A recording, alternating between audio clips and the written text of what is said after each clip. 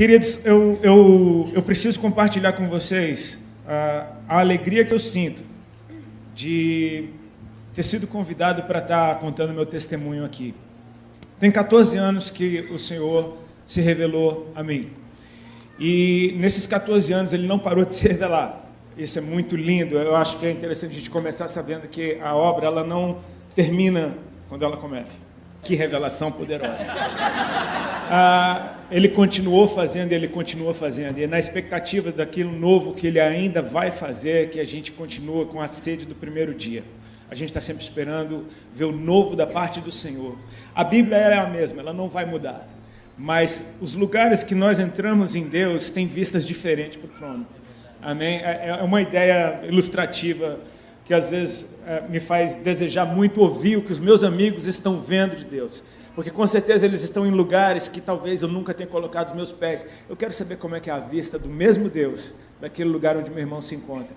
E eu espero contribuir de alguma forma para que gere mais paixão no teu coração ainda pelo nome de Jesus. Eu quero te dizer como é que eu estou sentindo mais ou menos esse momento aqui.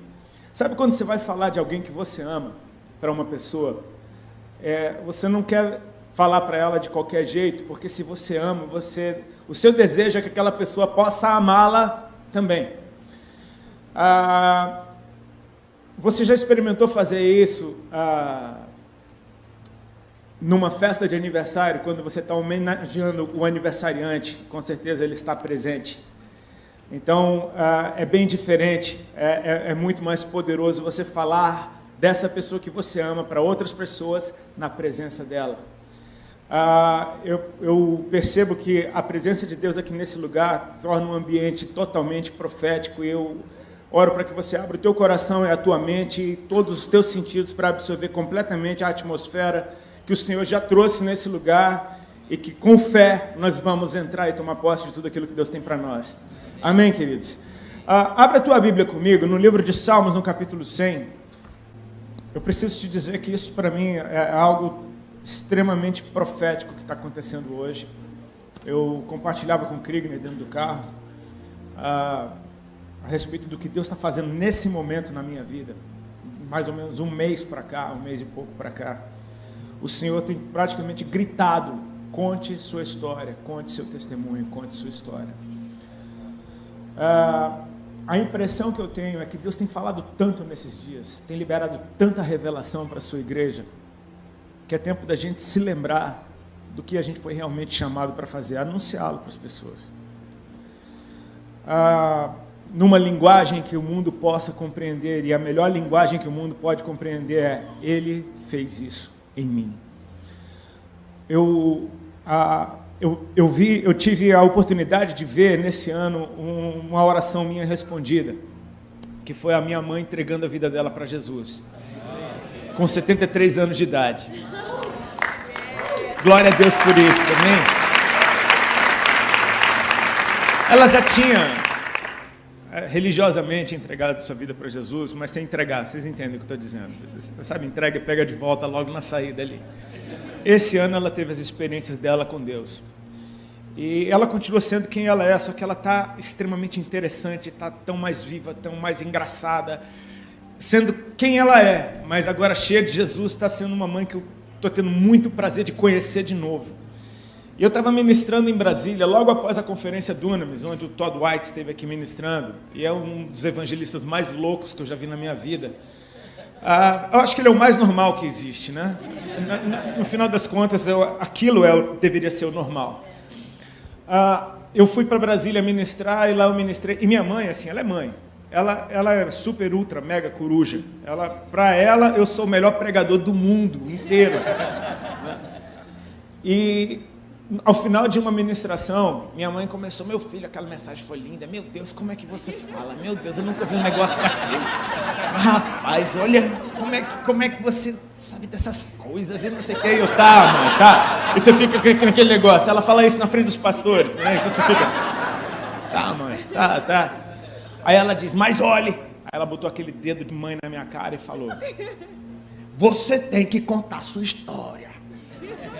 Você não deixe de contar a sua história. E a sensação que eu tive na hora que ela falou isso é a mesma sensação que eu tenho quando muitas vezes a minha esposa está falando, e eu estou falando, tá, tudo bem, tá, e de repente Deus começa a falar através do que ela está me dizendo, e rola alguma coisa dentro do meu coração, tipo assim, para e ouve, porque eu estou falando contigo. E aí eu no meio daquele, tudo bem, ele falou. Eu tive a mesma sensação quando a minha mãe disse isso.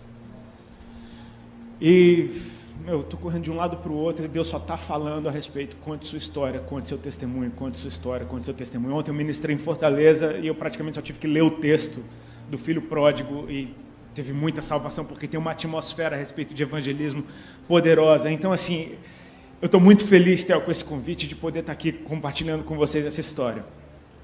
Todos acharam o Salmo 100? Amém? Olha o que a palavra de Deus diz. Celebrai com júbilo ao Senhor todas as terras. Servi ao Senhor com alegria. Apresentai-vos diante dele com cântico. Sabei que o Senhor é Deus, foi ele quem nos fez e dele somos. Somos o seu povo e rebanho do seu pastoreio. Entrai por suas portas com ações de graças e nos seus átrios com hinos de louvor. Rendei-lhe graças e bendizei-lhe o seu nome. Por quê? Repete comigo, por quê? Por quê? Se pergunte, por quê? Por quê? Pergunte para quem está do seu lado, por quê? Para o outro lado, por quê? Pergunte aos céus, por quê? Porque o Senhor é bom. E a sua misericórdia dura para sempre, de geração em geração a sua fidelidade. Há um motivo, há uma razão para nós estarmos empolgados, reunidos, por termos saído da nossa zona de conforto, para estarmos nesse lugar. Há um motivo para esse grupo de louvor ensaiar e desejar fazer o seu melhor para Deus. Há um motivo para que todas as pessoas que servem na casa do Senhor estarem aqui, servindo a homens como quem serve a Deus. É porque Ele é bom. Eu não sei se isso já aconteceu com você, mas eu já tive muitas vezes vontade de me esmurrar quando eu lembro do tempo que eu vivi longe do Senhor e das loucuras que eu fazia. Eu pensava, eu estava louco? O que é que tinha acontecido comigo? É interessante que mesmo fora de uma vida com Cristo, fora da igreja, todas as pessoas no mundo têm alguma opinião a respeito de quem Deus é. Todas as pessoas têm alguma coisa para falar de Deus.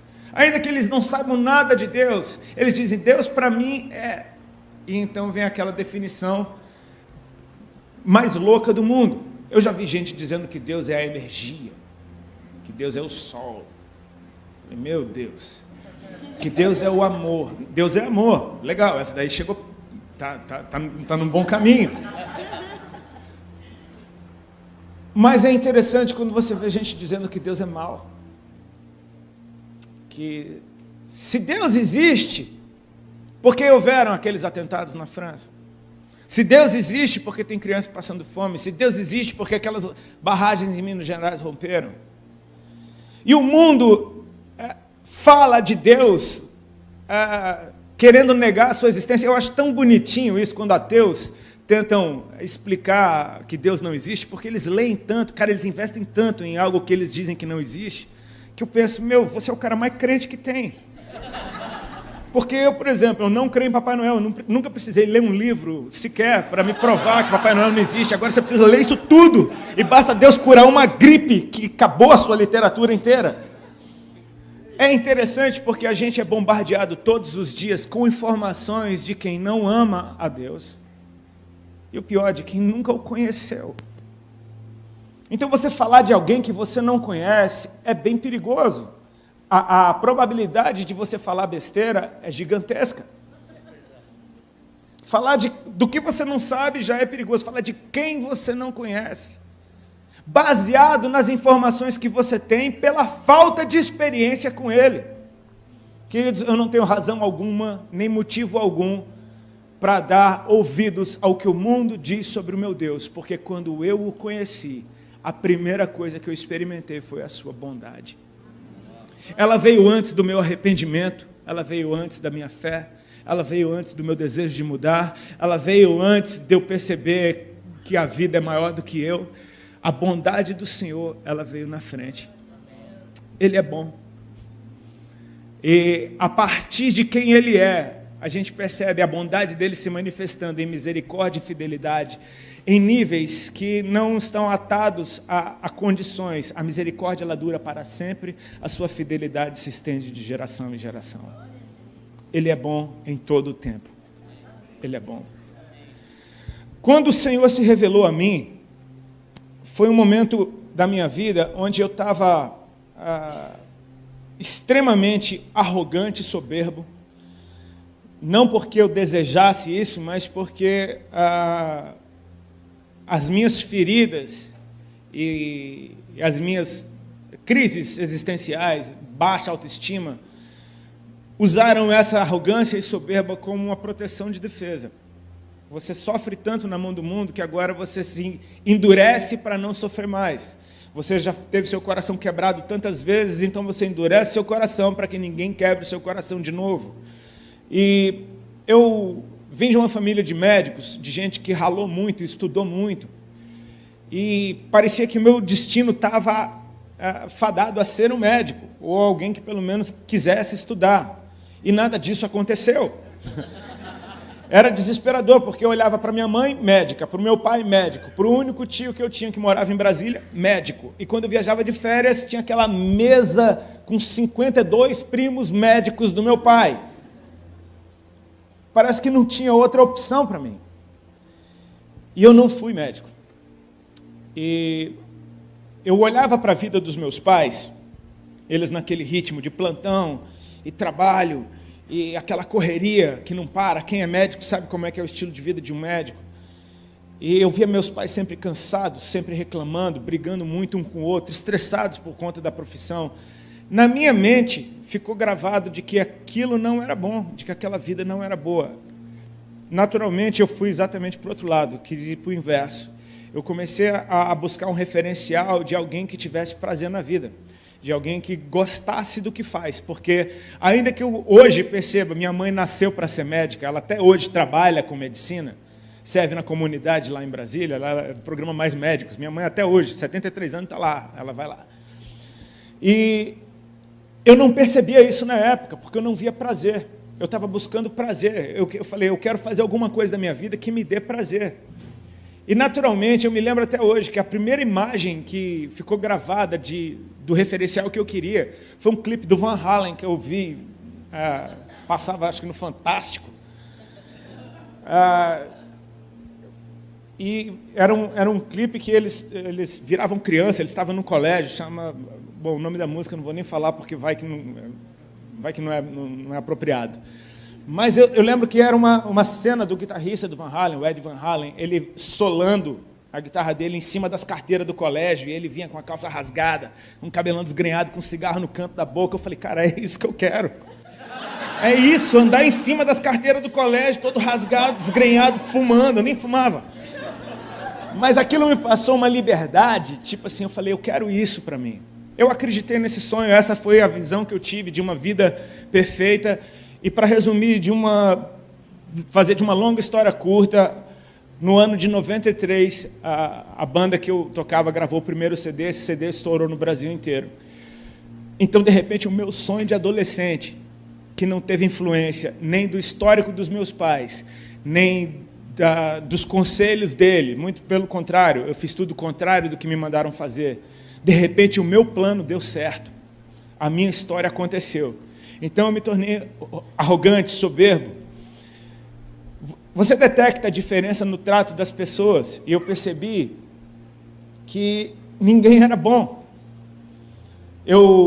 Quando ia tocar em Brasília, que é a minha cidade, eu vi aqueles playboy do colégio que me apavoravam, dizendo, e aí, Rodolfão, beleza, cara? Você lembra da época da gente do colégio? Eu falei, eu lembro, cara, não esqueço.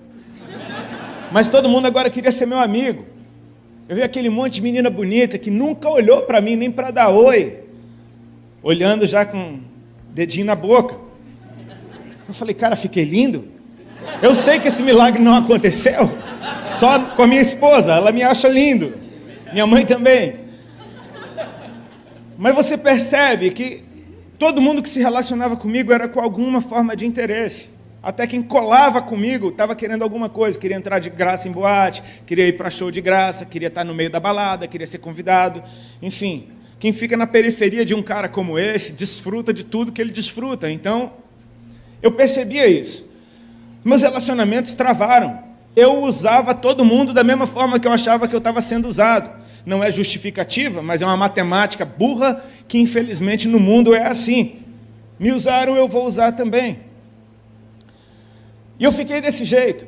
Eu sei que quando eu fui, no começo da minha carreira como músico, quando o CD saiu, eu conheci a minha esposa, a Alexandra. Ela tinha 15 anos de idade, eu fui tocar na cidade dela, ela com 15 anos já dava aula de inglês, então ela foi contratada para ser intérprete do Ramones, que era a banda que estava fazendo turnê no Brasil, a gente foi abrir o show para eles, e ela foi contratada para ser intérprete do Ramones. Então eu conheci ela nesse contexto.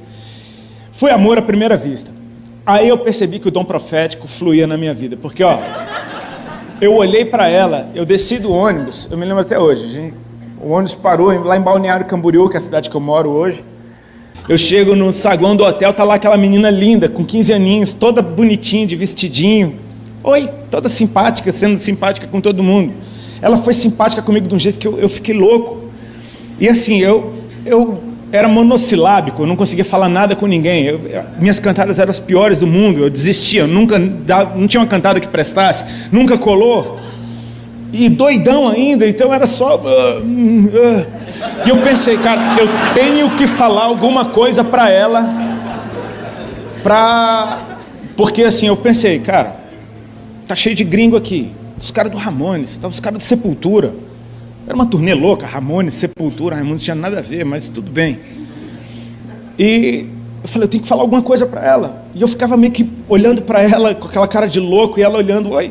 E eu pensando, fala alguma coisa. Eu falei, cara, você é linda.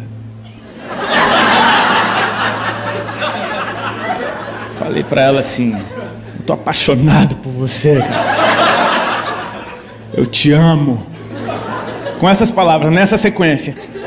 Eu vou me casar com você. Eu falei, você não acredita, mas você vai ver só. Cara, tudo aconteceu. Tudo aconteceu. Não tente isso em casa, amém, funcionou comigo. Ela é linda, eu sou apaixonado todo dia, eu amo ela e casei com ela e ela viu. Pronto. O que eu falei aconteceu.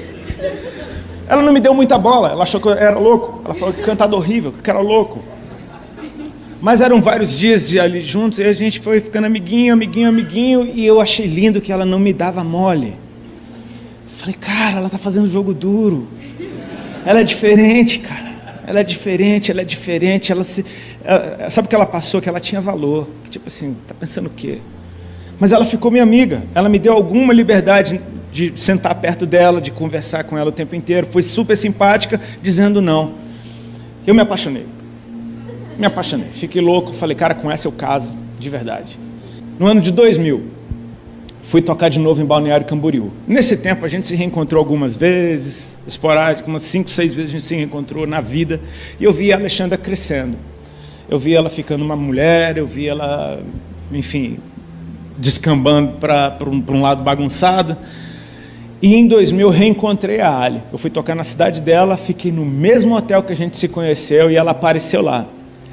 E quando eu vi a Ali, ela estava completamente diferente da Ali que eu conhecia. Ela já não era mais uma menininha de 15 anos pura. Ela estava muito louca. Cabelo todo coloridaço, com alergia que descia na testa, assim, de tanta droga que ela usava. Estava linda, mas com aquela alergia. Aquela alergia era meio exótica. Uma alergia exótica. Ela era da rave.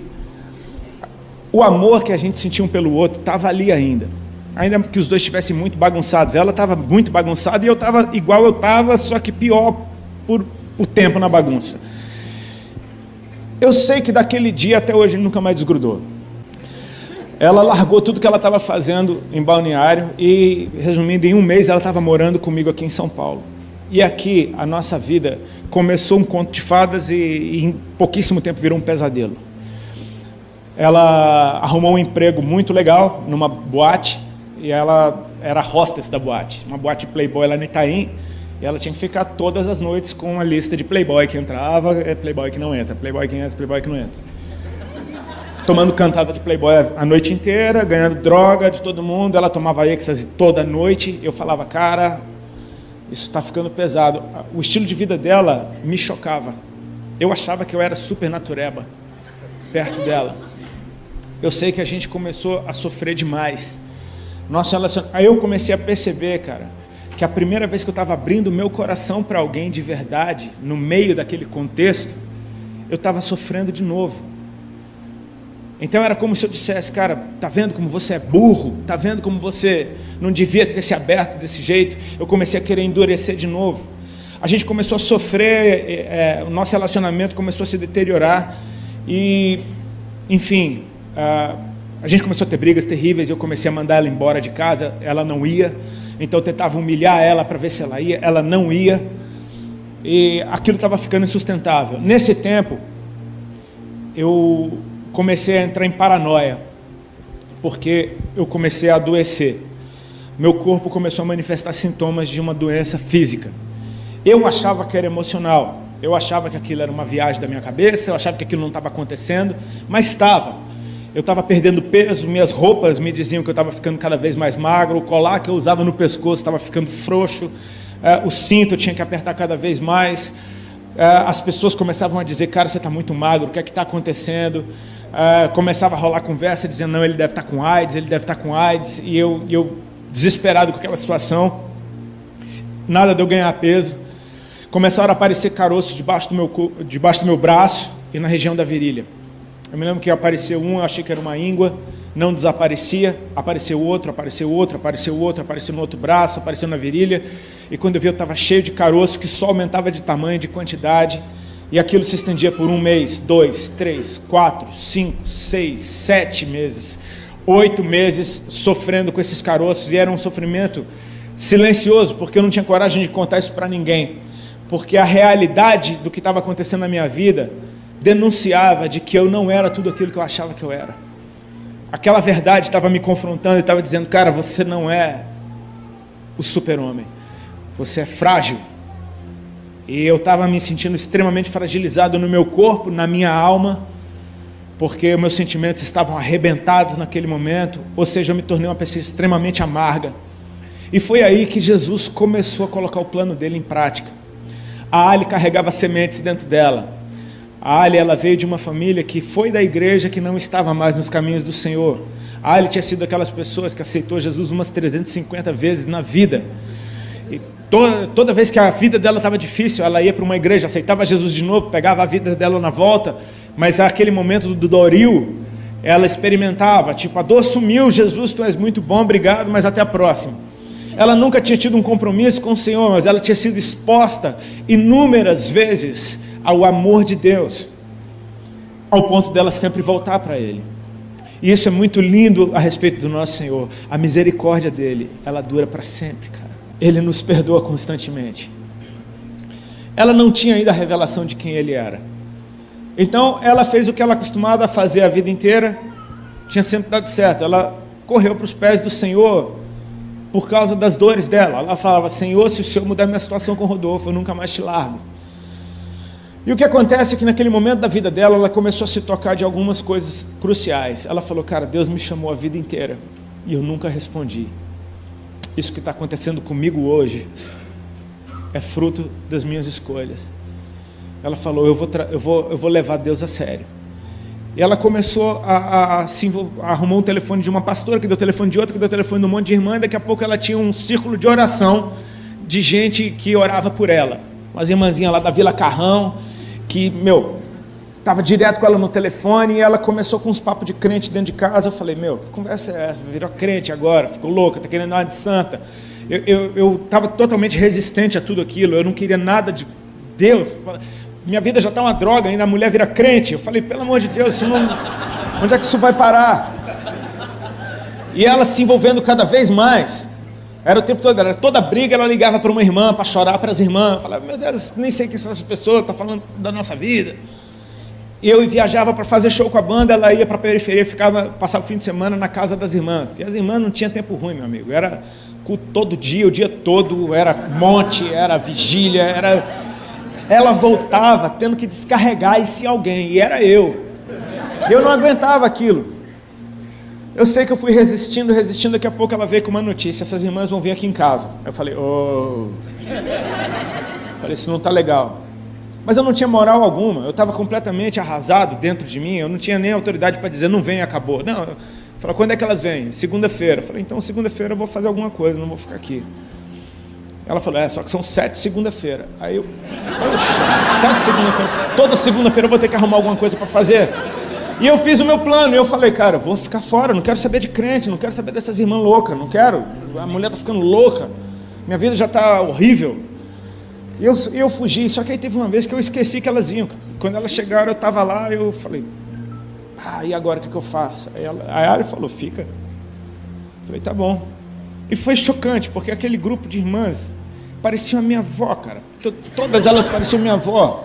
Eu falei, meu Deus, eu pensava, Ali, como é que você anda com um povo desse? Eu falei, essas são as irmãs, meu... Chegaram lá, tudo simplesinho, daqui a pouco começaram a orar, e elas, ultra, mega, hiper pentecostais, cara, elas deram lugar rapidinho ao Senhor.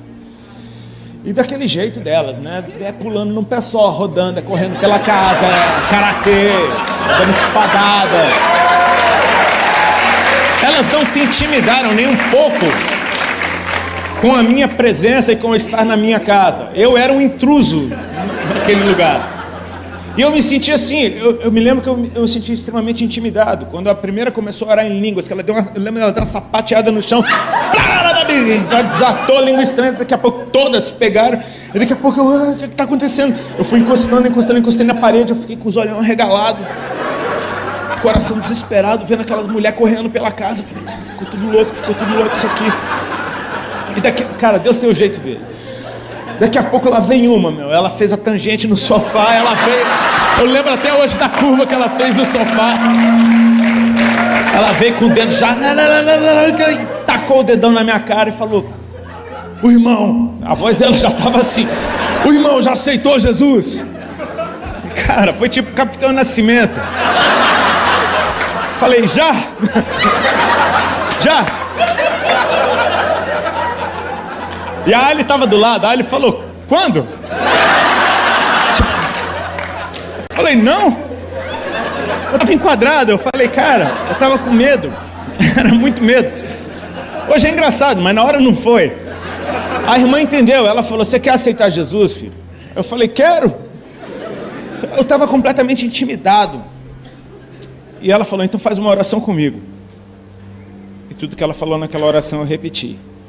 Elas deram glória a Deus, elas disseram que eu estava salvo. Elas disseram que Jesus tinha me perdoado e que Ele agora era o meu Deus e que eu era um filho dele. Eu falei, Elas oraram e foram embora. Ficou eu e a Ali naquela sala. Eu falei, que é isso? Que povo é esse que você está andando? Explica agora esse negócio. Aquelas músicas que elas cantaram, que blá blá blá blá blá blá é aquele lá. Falei, tá louco, pelo amor de Deus. Enrolei uma bomba, fumei. Falei, não tô aguentando, doido pra fumar. Passou uma semana. Não foi bem uma semana. No meio daquela semana, uma delas ligou lá em casa. Eu atendi o telefone. Ela falou, oi, irmã Sandra. Eu falei, peraí que eu vou chamar a Alexandra. Ela falou, não é com você que eu quero falar. Eu falei, Ela falou, irmã Sandra. Eu falei, amém. Aí ela disse, você lembra de mim? Eu falei, lembro. Não lembrava nada, tinha 5. Aí ela falou, eu era uma caladinha. Você lembra de uma caladinha? Aí eu lembrei mesmo, tinha uma que não abriu a boca, cara. Só ficava me olhando torto. Ela não olhava bonito, não. Ela, uma cara braba, olhando assim. Ela foi a que mais me incomodou. E ela falou, eu sou aquela calada. Eu falei, oi, justo a mais calada tinha alguma coisa para falar comigo. Eu falei, pode falar. Então, filho, eu estava orando por você e o Senhor começou a me falar. E o Senhor começou a falar para ela coisas a respeito do meu relacionamento com a Ali, da forma que eu olhava para ela, o que eu enxergava nela. Eu falei, Alexandre contou tudo para a irmã, né? A irmã está só aqui fazendo a ponte para resolver nossa situação. E eu, por educação, falei, é verdade. Estava dando muita bola, esperando a ligação terminar. Daqui a pouco, Deus começou a falar algumas coisas a respeito da minha vida. Sabe quando a palavra ela entra lá no fundo do teu coração, parece que alguém deu um mergulho dentro de você? E aquela mulher da periferia estava falando coisa a respeito da dor que eu tinha. Ela falava, Jesus mandou dizer isso para você. E assim foi lindo, porque... Desculpa. Eu sou desses caras que anda falando no telefone andando. E tinha um espelho no corredor. Eu parei na frente daquele espelho, o cara estava chorando. Só de ouvir que ele me amava. E aquilo assim atraiu meu coração, porque eu falei, cara, tem algo maior. Veio a segunda-feira seguinte e eu não relutei, eu quis ficar. Eu já falei, poxa, qual é? Sabe a curiosidade, o Senhor ele toca a gente com a curiosidade. Ele não mostra tudo e Ele nunca vai mostrar tudo. Isso é lindo a respeito dele. Ele vai manter a gente buscando sempre. Eu queria saber, como assim? Vieram aquelas irmãs, fizeram aquela gritaria na sala, correram, pularam, gritaram. Eu já não fiquei com medo, eu já estava acostumado. Parei, fiquei fingindo que eu estava orando, só mexendo a boca. E de repente, cara, uma delas, ela veio na minha direção, fazendo a curva no sofá. Eu falei, já sei o que vai acontecer, ela vem orar por mim. Isso é interessante a gente saber como a gente se torna religioso rápido. A gente já sabe tudo que vai acontecer. Eu falei, não, ela vai vir aqui na minha direção, ela vai orar por mim. E foi dito e feito, e ela veio. Só que ela não veio com o dedo na minha cara, ela veio com a mão na minha cabeça.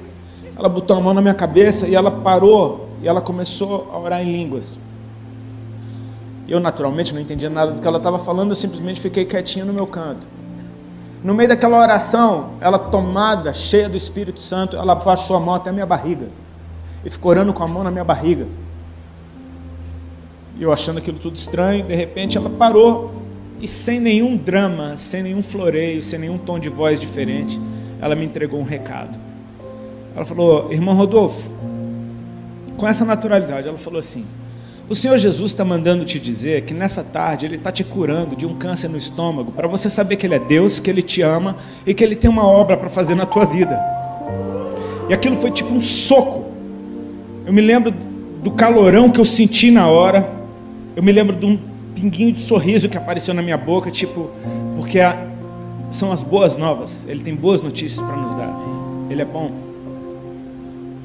Por pior que eu estivesse, o que Ele tinha para falar a meu respeito era algo bom. E eu comecei a pensar, meu Deus, eu tenho 28 anos de idade, como assim? Câncer? Isso não faz sentido. A gente começa a fazer conta, tipo, mas eu sou muito novo. Daqui a pouco eu comecei a pensar, cara, eu tenho uma dor de estômago há 2 anos que não passa. Falei, que estranho isso. Aí comecei a me lembrar, meu Deus, eu estou perdendo peso há muito tempo. Meu Deus, eu estou cheio de caroço espalhado pelo corpo há tanto tempo. Falei, cara, tudo isso é sintoma. Eu ouvi as conversas de doença dentro de casa. Daqui a pouco eu me toquei. Por que eu ouvi as conversas de doença de câncer dentro de casa? Porque o meu avô, pai da minha mãe, morreu de câncer de estômago. Porque 2 tios, irmãos da minha mãe, morreram de câncer de estômago. Porque 2 tias, irmãs da minha mãe, tiveram que arrancar um seio por causa de câncer. Eu falei, cara, isso estava na família. Eu comecei a pensar, só que ficava dentro da minha cabeça, Ele está te curando. Ele não estava dizendo que eu tinha, Ele estava dizendo que Ele estava tirando. Eu nunca vi ninguém, uma ministração de cura desse jeito, porque não foi repreensão da doença, não foi sai em nome de Jesus, foi um recado. Ela disse, Ele está mandando te dizer que Ele está te curando, para você saber que Ele é Deus, que Ele te ama e que Ele tem uma obra na tua vida. E o que aconteceu? Aquilo se manifestou no meu físico. Naquela tarde, eu me lembro que quando a gente estava terminando de orar, de mãos dadas, eu comecei a soprar. Eu soprava muito forte até sair todo o ar do meu pulmão. E aquilo ficou até estranho. Eu me senti até constrangido porque eu falei, que coisa estranha que eu estou fazendo, por que eu estou fazendo isso? Veio na minha mente, tem algo saindo de você. Eu percebi, cara, ela falou de um câncer no estômago. Eu prestei atenção, meu estômago não estava doendo. Eu falei, cara, não está doendo. Interessante. Aquilo era uma segunda-feira. Passou a terça, passou a quarta-feira. Na quinta-feira eu acordei de manhã, tomei banho. E quando fui passar desodorante, não tinha caroço nenhum debaixo do braço. Falei, cara, o que é isso? Eu olhei o outro braço, não tinha caroço nenhum. Eu apertei na virilha, não tinha caroço nenhum.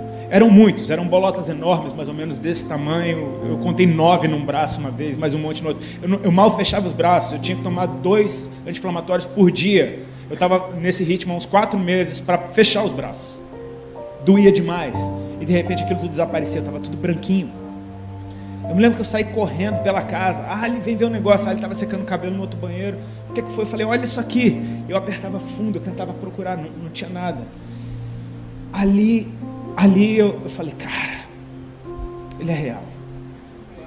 Para tudo. Falei, eu sei que você está me vendo aqui agora. Aquilo mexeu comigo. Eu falei, cara, ele é real, ele me ama. Só que a ficha demorou para cair. Eu ia morrer, eu não vou mais. Meus dias estavam acabando. Agora começou. Sabe, antes de tudo, queridos, a bondade do Senhor se manifestou. E por causa da bondade dele, eu quis estar perto dele. Então eu comecei a andar com as irmãzinhas também. Comecei a ir para lá e para cá. Eu falei, quero aprender. Me fala mais de Jesus. Todo culto que eu ia tinha alguma coisa para eu ouvir. Todo culto acontecia alguma coisa. Deus foi fazendo coisas tão rápidas na nossa vida. A gente noivou em semanas, porque a irmã falou, é bom vocês casarem. E estava chegando o aniversário da Alha, eu comprei um par de aliança de presente e fiz o nosso noivado debaixo da mesa do restaurante. Vai dar sua mão aqui, enfiei sem ela ver. Ela olhou, chorou. E aí a gente foi dar notícia do noivado para os pais dela. Fomos para Balneário Camboriú. Pega a prancha, pega umas roupas, vamos de última hora, pega o bagulho que tem, leva. Eles fomos lá e eu não me programei. Então eu cheguei lá em Balneário, eu tinha pouca maconha. E eu me lembro de um dia no hotel, eu estava tentando fumar. Quer dizer, eu estava fumando e tentando ler a Bíblia. Porque eu estava apaixonado por Deus. Eu não sabia nada dele, eu não conhecia um livro da Bíblia, eu não sabia nada. Eu só sabia da palavra do cego de Jericó, que foi o que a irmã pregou no dia que eu aceitei Jesus. Eu estava procurando o tal do cego na Bíblia, eu não achava ele. Fumando meu bagulho, a Ali tinha ido para a casa da mãe dela, eu estava no hotel, eu estou lá fumando, daqui a pouco eu estou fumando e eu estou prestando atenção. Cara, é o último baseado que eu tenho. Eu falei, comecei a esquecer da Bíblia, comecei a pensar, é o último baseado que eu tenho, como é que eu vou fazer para fumar amanhã? O que é que eu vou fazer? E aí, como é que eu vou fazer? É o último. Daqui a pouco eu comecei É o último, cara. É o último. Cara, é o último. Fumei ele todinho. Miserável. É o último, cara. É o último. E sabe o que foi engraçado? Que quando eu terminei de fumar ele, acabou. Eu falei, eu vou fumar tudo para não ter chance de eu querer depois. Falei, cara, eu estava decidido. É o último, acabou. Falei, o que eu faço agora? Eu estava lá doidão, sem maconha, com a Bíblia. Hoje eu sei que foi o Espírito. Na hora eu achei que foi uma grande ideia. Eu peguei o telefone e liguei para a casa da mãe da Ali. Era umas 11h30 da noite. A Ali atendeu. Ela falou, oi amor, já estou indo para casa. Ela veio se explicando. Eu falei, não, eu tenho uma notícia para te dar. Com a voz de doidão. Ela falou, qual a notícia, amor? Eu falei, parei de fumar. 5 minutos depois do último baseado, eu dei testemunho. Parei de fumar. Ela fez alguns segundos de silêncio e disse, amém. Porque eu acho que ela não queria parar de fumar. E eu nunca mais botei um baseado na boca. Deixa eu te falar. É a bondade do Senhor. É a bondade do Senhor. Ele foi muito bom comigo. Ele começou a me atrair e eu comecei a ter tanto prazer nos momentos que eu estava perto dele. Que eu ia naquelas igrejinhas da periferia, eu não sabia nada de nada, então eu ia a todas as igrejas ao mesmo tempo. E Deus, com muita misericórdia, usava as pessoas. Em todo canto que eu ia, eu recebia amor, eu ouvia palavra, tinha algum profeta, eis que te digo. Era intenso o negócio, era uma coisa que não parava. E a gente ia ficando bobo. Eu me lembro de uma vez eu saindo de um culto na casa de um irmão, que era numa favela, e eu todo chorado, ainda no culto. E aí eu cheguei no carro, acendi um cigarro, e eu tô chorando, eu falando, cara, cigarro não tem mais nada a ver. Daqui a pouco eu comecei a querer parar de fumar cigarro. Quando você vê, as coisas foram caminhando simplesmente por exposição à presença dele. O Espírito convence. Ele foi me convencendo, tipo, isso aqui não é legal. Não é que tipo, eu não posso fumar porque senão eu vou pro inferno. Não, é tipo assim, poxa, ele é tão bom, por que eu ainda estou preso nisso? Eu comecei a olhar para ele, e você percebe, conhece a verdade, cara. Ela te liberta. Eu comecei a ir atrás dele, eu comecei a buscá-lo, comecei a querer conhecê-lo. E nessa inocência de simplesmente se mover por aquilo que meu coração estava me impulsionando, porque em questão de meses eu estava noivo, não fumava mais maconha, estava ficando gordinho, engordei 19 quilos em 3 meses. Virei uma bolinha, todo mundo percebendo, tá gordinho. Agora eu começava a ouvir bullying. E eu estava amando aquele bullying, porque eu falei, cara, esse bullying, ele testifica de que eu estou curado, não é viagem, está acontecendo. Eu apertava debaixo do braço o dia inteiro, só para ver se não tinha nada ali. Então, sabe aquele dia que você fala, poxa, será que isso não é uma viagem da minha cabeça? Apertava debaixo, não é. O Chechel até brincou uma vez, né, meu batera, ele é cheio de tiradinha, ele não pode ouvir uma tiradinha dessa, uma oportunidade. Eu estava uma vez contando um testemunho, e ele ouvindo, eu estava falando que, eu falei, irmãos, tinha vezes que o meu sovaco pregava para mim, porque era só apertar debaixo do braço que eu me lembrava que Jesus era real. Aí eu vi o Chechel caindo na risada. Esse cara tá rindo. Daqui a pouco ele chegou, Rodi, sabe como é o nome do teu sovaco, cara?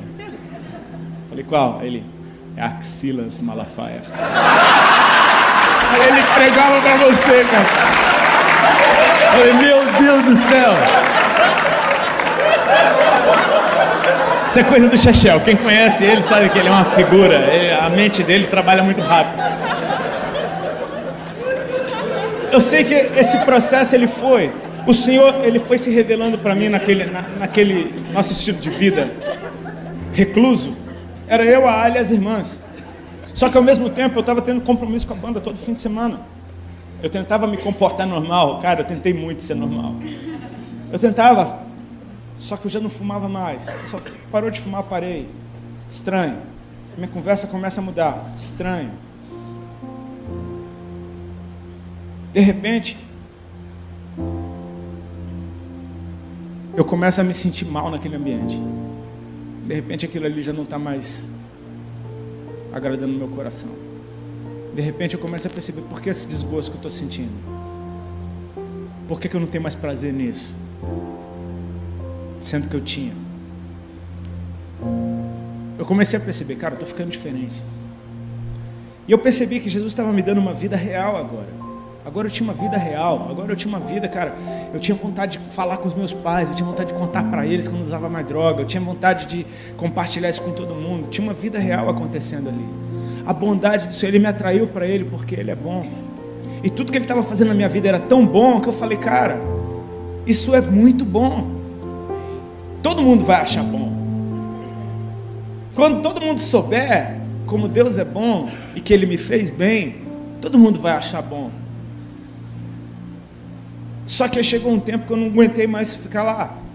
E para mim foi algo que se eu pensasse muito, eu não sairia da banda. Só que chegou um fim de semana que naquele fim de semana foi meio que o papo do esse é o último. E eu decidi que aquele era o meu último fim de semana com a banda. Naquele fim de semana eu decidi, cara, esse é o meu último fim de semana. E aí eu dei a notícia para eles na segunda-feira. E na segunda-feira eu saí oficialmente da banda. Eles ficaram muito bravos comigo com toda razão. Com toda razão. Você mudou de vida, tomou uma atitude que mudou a vida de todo mundo ao teu redor e ninguém escolheu isso. Natural, ficaram com raiva. Foi um período que eu conheci a bondade de Deus por outro prisma, porque agora minha vida ficou um caos.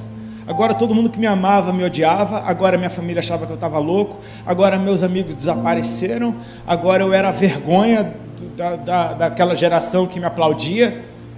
Agora eu era o traidor do rock, agora eu era um cara que não pensa em ninguém, e eu estava querendo só dizer para todo mundo, cara, ele é bom. O que ele fez em mim foi bom. Cometi muitos erros, porque depois com o tempo você aprende que a melhor coisa é ficar calado, simplesmente deixar Deus fazer a obra dele. Eu quis me justificar, e parece que quanto mais eu falava, mais complicava tudo. Eu sei que a gente entrou num período que eu acho que eu comecei a entrar até numa certa depressão, mas a gente percebe que essas estações, elas te empurram para mais de Deus. É uma pressão tão preciosa, porque do jeito que você está, você vai morrer, cara, você vai enlouquecer, você precisa se mover, e aquela pressão empurrava para dentro de Deus, tipo, cara, eu ia para a palavra de Deus, eu não entendia nada, mas eu queria conhecer, e aí a palavra começava a me dizer o que estava acontecendo comigo. Eu me lembro de um versículo, cara, que esse me marcou, quando eu estava chorando um dia, sofrendo, todo mundo me xingando, eu li: bem-aventurados sois vós, quando nos perseguirem, injuriarem e mentindo fizerem todo o mal contra vocês. Grande é a sua recompensa, porque fizeram assim com os profetas que vieram antes de vocês. Eu falei, cara, o que está acontecendo comigo então? Você começa a perceber que tem algumas preciosas promessas da Bíblia que ninguém quer pôr na caixinha. Tipo, vocês serão odiados de todos pelo meu nome. Eu comecei a perceber, cara, isso é por causa do nome dele. A ficha começa a cair, cara, é muito maior do que eu. Ele fez algo em mim. Ele me trouxe para perto dele para que eu conhecesse. Eu comecei a perceber, cara, eu acho que Deus está querendo usar a minha vida para chamar a atenção de outros. Eu percebi que do jeito dele foi extremamente eficaz. Nem sempre é o jeito mais prazeroso. Eu estava no auge da minha carreira, no lugar que todo mundo podia me ver. E lá, ele pegou a minha vida, ele virou ao avesso. E todo mundo, gostando ou não, viu o que aconteceu. Ele fez o nome dele conhecido. E eu comecei a experimentar o prazer de andar na direção do Senhor. A Bíblia diz: achegai-vos a Deus e Ele se achegará a vós outros. Não significa que Ele não esteja com você, está falando de manifestações da sua presença. Cada passo que você dá para dentro de Deus, você sente aquela atmosfera cada vez mais intensa, mais profunda. É aquela alegria na alma de fazer a vontade do Senhor. Quando você faz o que Ele te mandou, você sente um gozo na alma que você fala, cara, é para isso que eu nasci. Eu comecei a experimentar o prazer de compartilhar Jesus com os outros. Eu comecei a experimentar o prazer de ouvir a palavra de Deus. Eu comecei a experimentar o prazer de ir na casa do Senhor. E por mais que as igrejas parecessem religiosas e meio, umas muito de um jeito, outras muito de outro, eu tinha a Bíblia que me falava do templo.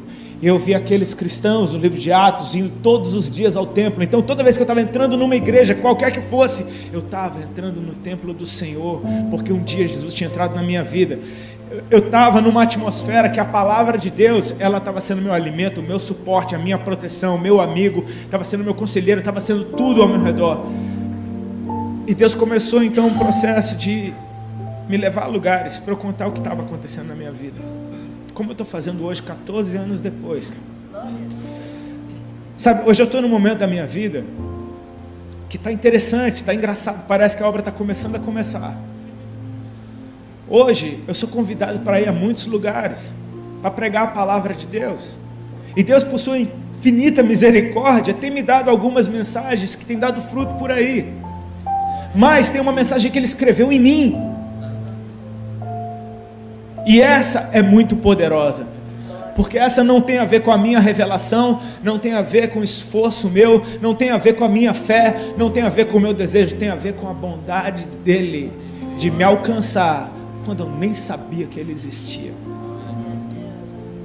Sabe, para mim é um prazer poder compartilhar com vocês, algo que, uma história que, bom, a gente escolheu uma fé que não pode mentir, então vai ser sempre a mesma história.